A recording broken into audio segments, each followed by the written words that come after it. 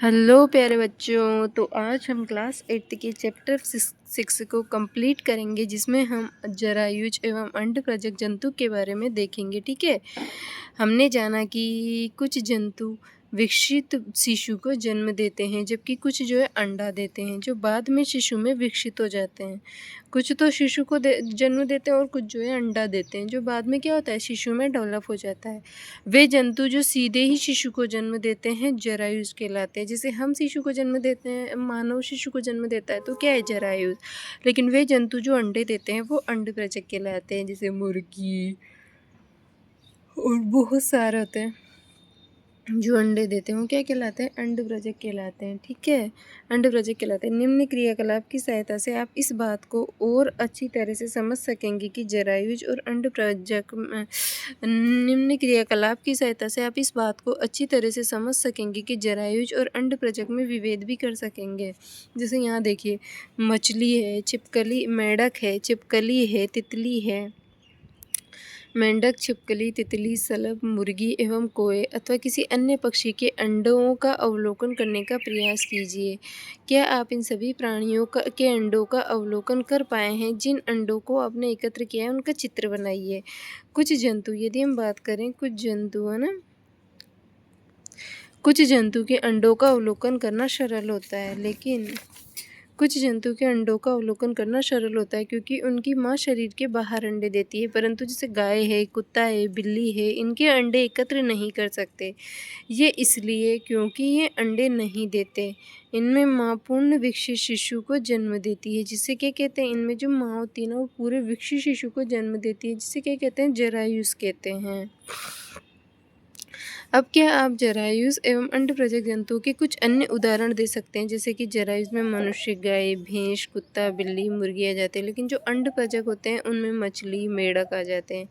शिशु से वयस्क तक नवजात जन्म, यदि हम बात करें तो नवजात जन्मे प्राणी अथवा अंडे के प्रस्फुटन से निकले प्राणी तब तक वृद्धि करते रहते हैं जब तक कि वे वयस्क नहीं हो जाते।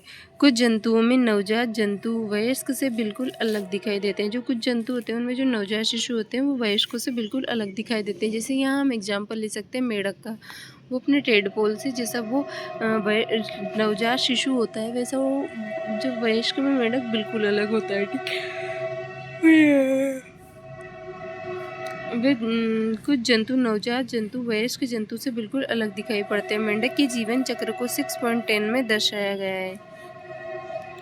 मेंढक के अंडे से प्रारंभ करके वयस्क बनने की विभिन्न अवस्था चरणों का प्रक्षेपण किया गया है, जिसे हम यदि हम बात करें, जिसे हम 3 स्पष्ट चरणों में देख सकते हैं। जैसे कि पहले अंडा होता है, फिर टेडपोल लार्वा बनता है, फिर वो वयस्क में बदल जाता है। क्या टेडपोल वयस्क मेंढक से भिन्न दिखाई देते हैं? क्या जो टेडपोल होता है वो वयस्क मेंढक से भिन्न दिखाई देता है? जो टेडपोल होता है छोटा बच्चा, वयस्क मेंढक से बिल्कुल भिन्न दिखाई नहीं देता। क्या टेडपोल वयस्क मेंढक से भिन्न दिखाई नहीं देते? तो वो भिन्न ही दिखते हैं भाई। टेडपोल अलग होता है, मेंढक, टेडपोल में पूंछ होती है जबकि मेंढक में नहीं होती है।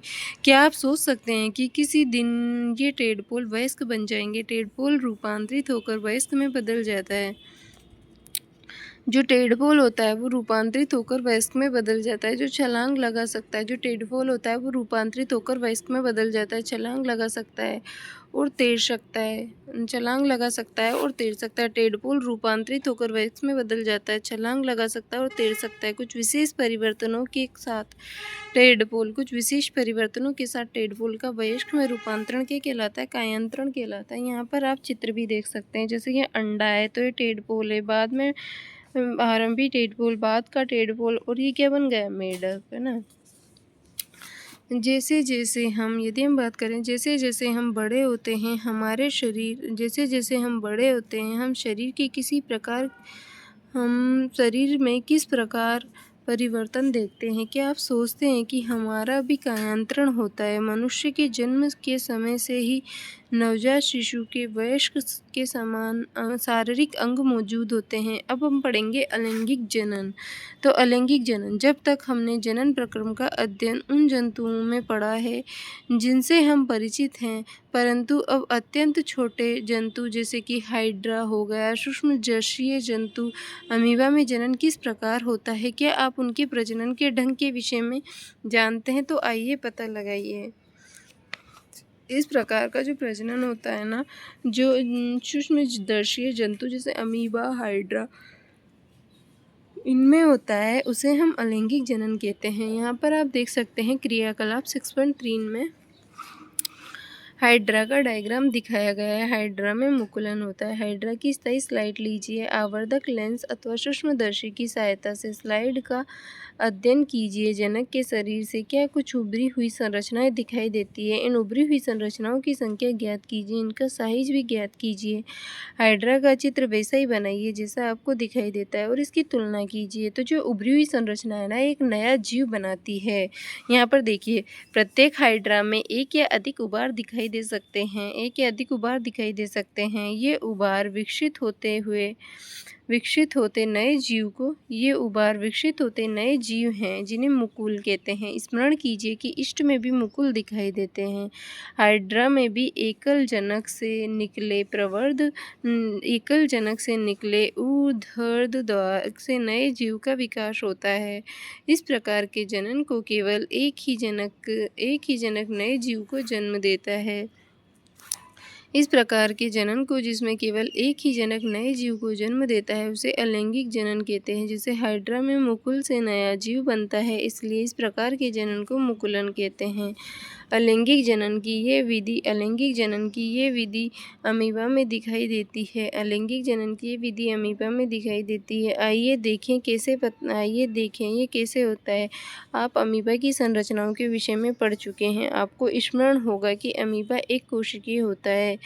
इसमें केंद्रक के 2 भागों में जनन की क्रिया प्रारंभ होती है। बाद में कोशिका 2 भागों में विभाजित हो जाती है। प्रत्येक भाग में एक केंद्रक होता है। परिणाम स्वरूप एक जनक से 2 अमीबा बनते हैं। इस प्रकार अलैंगिक जनन को इसमें जीव विभाजित होकर संतति उत्पन्न करता है, द्विखंडन कहलाता है। मुकुलन हाइड्रा में और द्विखंडन अमीबा में के अतिरिक्त कुछ अन्य विधियां भी हैं जिनके द्वारा एकल जीव संतति उत्पन्न करते हैं। एकल जीव जो है संतति उत्पन्न करते हैं। ठीक है, उसके आगे हम यहाँ देखेंगे फिर कि जो डोली की कहानी पढ़ेंगे हम। जो डोली नामक भेड़ है उसका क्लोन कैसे तैयार किया गया? भैया, क्लोन होता है कि एक समान, मतलब जैसे चीज़ों के समरूप कोशिका या फिर समान चीज़ों को बनाना। ठीक है, किसी समरूप कोशिका या किसी अन्य जीवित भाग अथवा संपूर्ण जीव को कृत्रिम रूप से उत्पन्न करने की प्रक्रिया क्लोनिंग कहलाती है। जिस जंतु की सफलतापूर्वक क्लोनिंग सर्वप्रथम इयान विल्मेट और उनके सहयोगी एडिनबर्ग, स्कॉटलैंड एवं रोजलिन इंस्टीट्यूट में की। इन्होंने एक भेड़ का क्लोन लिया जिसका नाम डोली रखा। डोली का जन्म 5 जुलाई 1996 को हुआ था। ये क्लोन किया गया पहला स्तनधारी था। फिन डोरसेट भेड़ होती है, एक स्कॉटिश ब्लैकफेस ईव होती है। तो फिन डोरसेट भेड़ होती है, एक स्कॉटिश ब्लैकफेस ईव होती है, एक डोली होती है।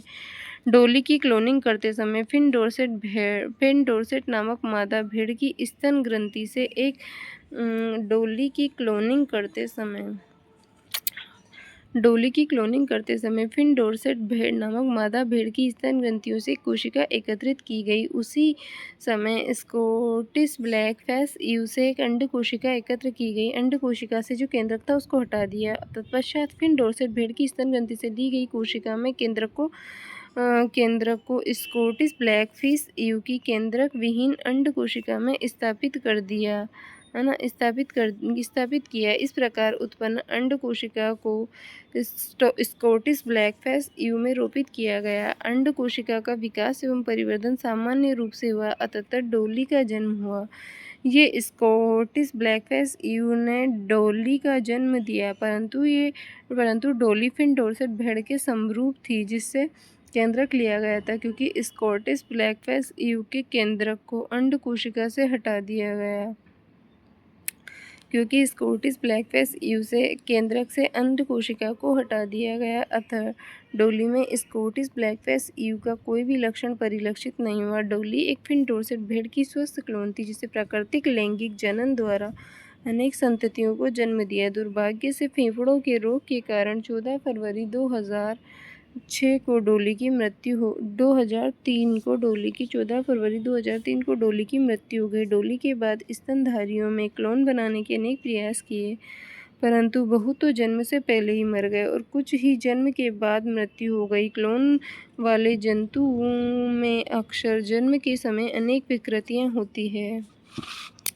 इसको आप पढ़ेंगे कि आपने क्या सीखा। जंतु में दो प्रकार से, इसको हम जल्दी जल्दी पढ़ के ख़त्म करते हैं। जंतु में दो प्रकार से प्रजनन होता है, एक लैंगिक और एक अलैंगिक। नर एवं मादा युग्मक के संलयन से नर एवं मादा युग्मक के संलयन द्वारा जनन को लैंगिक जनन कहते हैं। अंडाशय, अंडवाहिनी एवं गर्भाशय मादा के जनन अंग है। अंडाशय, अंडवाहिनी और गर्भाशय मादा के जनन अंग है। नर जनन अंग वृषण, शुक्राणु और शिशन ये नर के जनन अंग है। अंडाशय मादा युग्मक उत्पन्न करते हैं, जिसे अंडाणु, और वृषण नर युग्मक उत्पन्न करते हैं, जिसे शुक्राणु कहते हैं। अंडाणु एवं शुक्राणु का संलयन निषेचन कहलाता है। निषेचित अंडा युग्मनज कहलाता है। मादा के शरीर के अंदर होने वाला निषेचन आंतरिक निषेचन कहते हैं। मनुष्य एवं अन्य जंतु जैसे कि मुर्गी, गाय, कुत्ता इत्यादि में होता है वह निषेचन जो मादा के शरीर के बाहर होता है बाह्य निषेचन कहलाता है, जैसे मेंढक, मछली, स्टारफिश।